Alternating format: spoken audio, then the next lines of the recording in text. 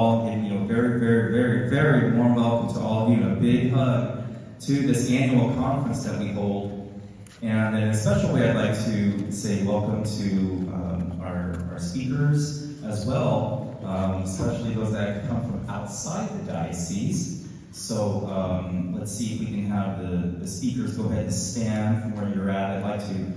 I'm going to date myself because I've read about Reverend Mother Assumpta ever since high school. So I just want to say, Reverend Mother, welcome. It's a pleasure and an honor for you and Sister Joseph Andrew to be here. Sisters, if you, Reverend Mother, if you wouldn't mind standing. And it is a joy for me to have you here. And then Sister Joseph Andrew, it's good to have you here as well. And it is, the word that keeps coming to mind is joy. So without dating ourselves, Reverend Mother. And so thank you for being here, and safe travels, and enjoy the jet lag. In the back is Ruben Kazada. Go ahead and raise your hand there, Ruben. And Ruben, it's always a joy. We had him up at the Eureka Catechetical Conference last year. So we finally got him down here. And you'll notice some of the other speakers here. Go ahead and please stand. You'll notice that we have some local talent here. So Tom, where are you? Tom and Kirsten and Teresa and Chris Arlene and Raphael. And where are you? Oh, we have a shy group today. It's kind of like your first day of religious education, right? They're all shy. Or first day of confirmation class. They're a little shy. I'm missing some folks. Carmen Zaragoza and Rosario Ponce. And I know I'm missing some folks here. Father Keys and Sister Mary Regina, Teresa Mirasmall. And so, who else am I missing from that crowd there? So I see Abraham Salar over there in the corner. So say hello, Abraham, to everybody. And Carmen Zaragoza from Eureka. Oh, no, she's right here, right under my nose. So welcome, Carmen, and and so what you'll see here is that, oh, Tom, you know we have a shy group today, so Tom, say hello over there. And again, we invite Raphael and Kirsten. And what you'll notice here is that there's a lot of, of local talent, and it's because they've gone through years of diocesan formation. They've gone through Susan Cruddy, I see you here as well. You know, you've gone through years of formation here, and now they are not just recipients of listening, being hearers of the word, but they are also, at this point in as we've done these congresses and conferences every year, they have also stepped up. And for some of them, it has taken a while, it's taken years. This is an invitation for all of us here, and I have some news for you all later, which is good news. And the idea is to encourage you, as Bishop said in his preaching this morning, to encourage you and to sustain you in this very critical task. It's like Don Bosco when he said, souls, souls, souls, give me souls and take away the rest. It's for souls to bring them all to heaven, right? And so we as catechists, and for those of us that are not catechists, this is I'm going to say a few remarks to try to recruit you and voluntold you, or try to recruit you to serve at your parishes. This task that you're doing. Yesterday, Bishop said to the Catholic school teachers, the feast of Saint Andrew Kim Taegon in Korea, it was the catechists, it wasn't the clergy that brought the faith to Korea at the beginning. It was the catechists that did that. And even today, places like communist Russia, it was the catechists, it was the grandmother baptizing their grandkid. It was the underground church. It was the martyrs and the saints that have preserved the faith. So to some degree, yes, we look to the clergy, but it's, as Venerable Fulton Sheen said, it's the faithful that is going to rescue the church today. So this is a word of encouragement, and to my right, you'll see my colleagues here in the Chancery. I'm gonna botch some of the titles in the Chancery, but this is an opportunity for you to meet them as well.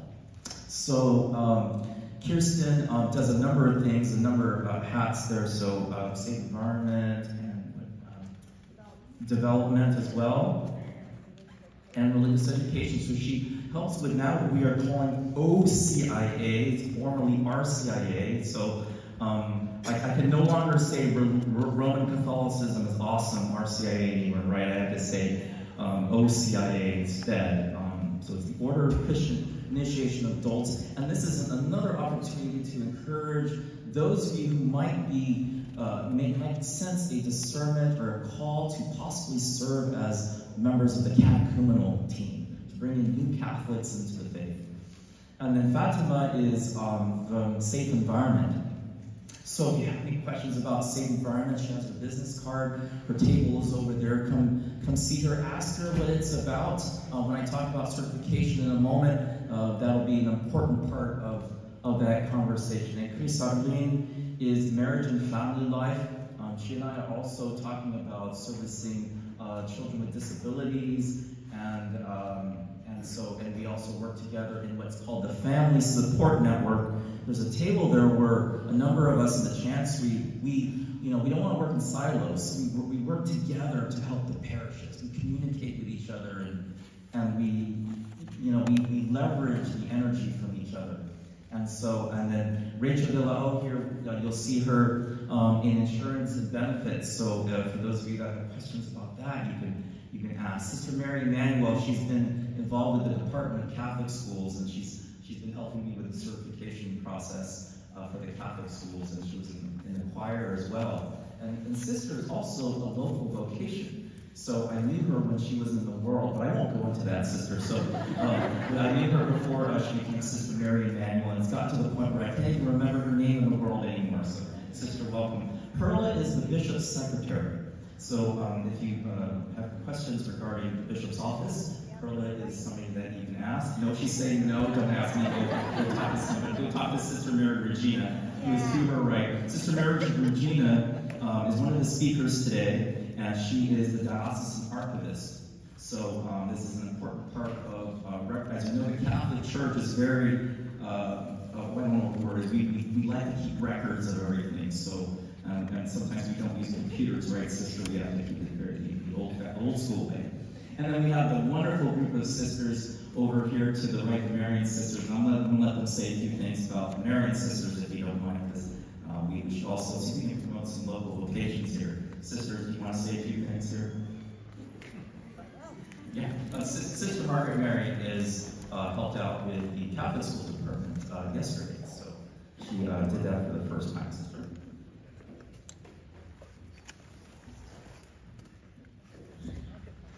Just a little bit about us. We are the Marian Sisters of Santa Rosa. We were founded 12 and a half years ago now by our wonderful Bishop Rosa. He started our community to serve this diocese. And so not only the Santa Rosa area, but also the whole of our diocese, all the way up to Crescent City. So it's a beautiful way for us to minister to the local church. We're so privileged to be here to bring Our Lady's presence everywhere we go and to communicate the beauty, goodness, and truth of the Catholic faith, of proclaiming Jesus Christ. So that's what we pray we can do in collaboration with you, with our catechism, your work as catechists, and we join in that as well. Sister, do you want me? Yes. Okay, Sister John Paul Maria is in the tribunal in the Chancery. And Sister Maria Magdalene is in charge of the AMA and development in the Chancery as well. I help Sister Mary and Nico with the faith formation districts. Yes, and so this is an important part of the diocese. It's called the tribunal, and this is one of the offices that Sister John Paul Maria handles, and I work with her in terms of the, reviewing the intake process, right, Sister,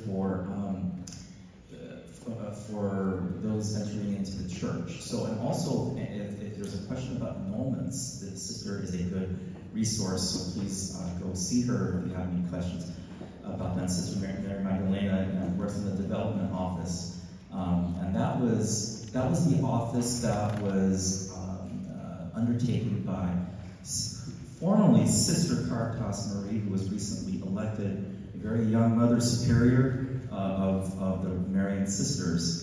And so thank you to the Marian Sisters. And then Raphael, And Raphael has been helping, especially with OCIA or RCIA. He's one of the speakers today. So, and I know I'm missing a few folks here. And so, can we give them a round of applause for their ministry?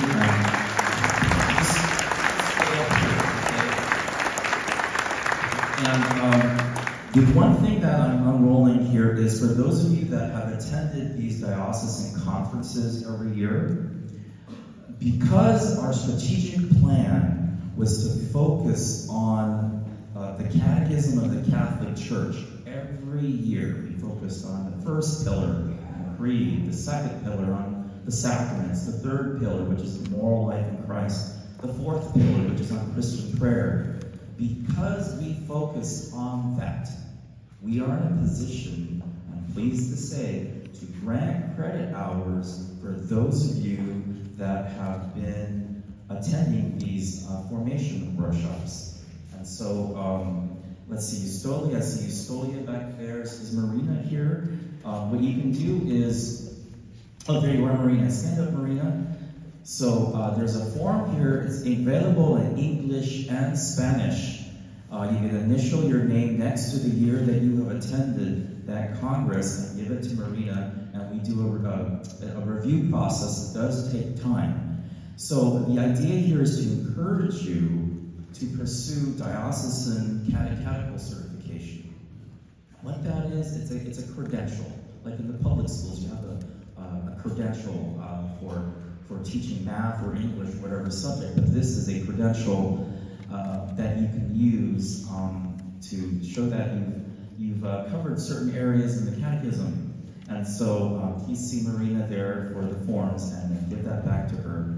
So again, you might think, you know, I see new faces and I hear people say, that was a great conference. I am thinking about serving as a catechist at my parish, but I just need more formation, or I just need to gain a little bit more skills and knowledge to be able to teach the faith.